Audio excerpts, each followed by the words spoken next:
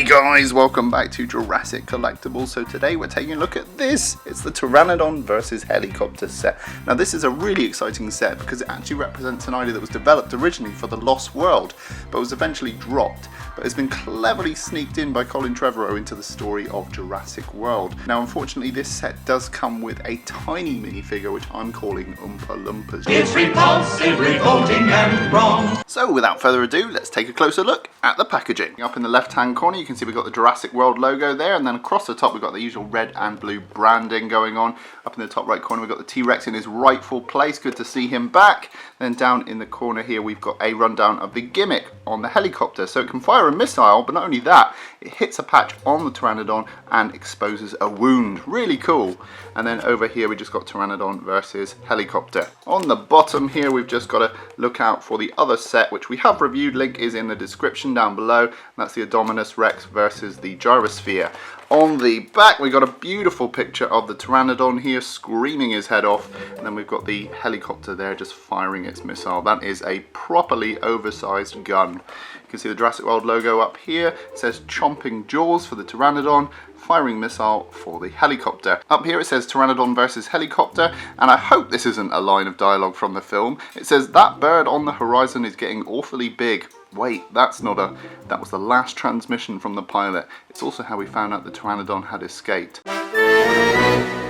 Also, it seems we've got this gimmick on the helicopter where the ejector seat breaks and fires out its pilot. So without further ado, let's crack this guy out of the packaging. So here is the Pteranodon and helicopter out of the box. And I think this is a really impressive set, if I'm honest. On first impressions, this is a really nice toy. Starting off with the helicopter, you can see we've got a really good likeness for the helicopter that we see in the trailer. And actually, it looks a lot like the InGen helicopter from the first Jurassic Park. So the rotors do separate out and they spin pretty well. So that's nice. And actually this one has some pretty nice gimmicks. First off we have the rocket launcher, so if I put the rocket in here, and it is a button press spring-loaded mechanism, which I really appreciate.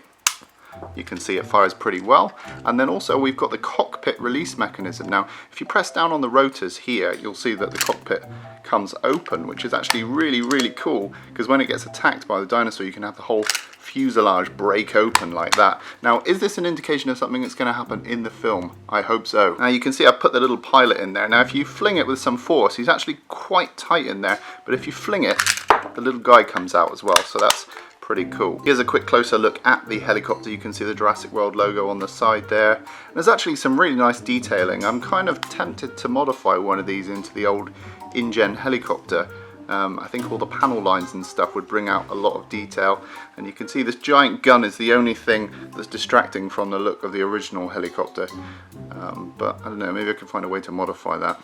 And you can see inside, the cockpit is actually really nicely detailed inside as well. You can see there's lots of nice panel lines, little dashboard. So yeah, it's pretty cool. Next up, here's the pilot minifigure, and you can see he's very detailed, nicely painted, but extremely small. His head does rotate left and right, and his arms swing together, and his legs swing together. Not the best minifigure, but at least we've got a little human to interact with our dinos. Moving on to the Pteranodon itself, and actually this is a pretty cool toy. If you squeeze his legs together, you'll see that he flaps and his head moves up and down. Now the only disappointing part of this is that it's supposed to have chomping jaws, and as you can see, they don't really chomp that much. If you try and do it yourself, because of that mechanism, it's limited, so that really is the only way you can chomp those jaws. Also on the underside, like we had on the Indominus Rex, we have a little maintenance hatch, so when you press this, you'll see that it exposes the wound. So we don't have a separate wound piece, but we do have a little maintenance hatch should you want to replace any spare ribs. Taking a closer look at the sculpt, you can see we've got a really formidable looking head there. Really nice detail and sculpt, just really nice. The interior of the mouth has been sculpted and painted, but you'll see the roof of the mouth is a little bit flat, not completely. I particularly like the paintwork and sculpt around the eyes. They look really sinister. I love this black around the outside, and also the way the eye is really slanted. And also I like the way that the teeth have been individually painted, really carefully done there. Very nice. Really nice sculpt on the head here in this area, really like that detail. As we move down to the shoulder area, you can see there's lovely creases going on here. There's quite a regular sort of scaling going on across the wing. It's a little bit too regular for my liking, but I do like the airbrushing going on here. You can see the hands have been sculpted. They're a little bit sort of separate looking from the main flow of the wing, but it's not too bad, and there is some nice sculpted striations running all the way along it. This membrane here between the shoulder and the wrist area is a little bit weird looking. It doesn't look natural. It really should just flow along here, but you know, that's a small gripe. Again, really nice creases going on along here. Makes it look really sort of worn and battered. On the underside here, you can see nice sculpted rib cage, although it's coming quite low for the rib cage. Nice airbrushing going on underneath here up to the chin. Here the tail has been nicely sculpted, as have the legs. You can see the individual toes there on the foot. That's actually a really nice little sculpt there. So yeah, it's actually not a bad looking dinosaur. So just how big is this guy? Let's get the tape measure out. You're looking at about 11.5 inches long, which is about 29 centimeters.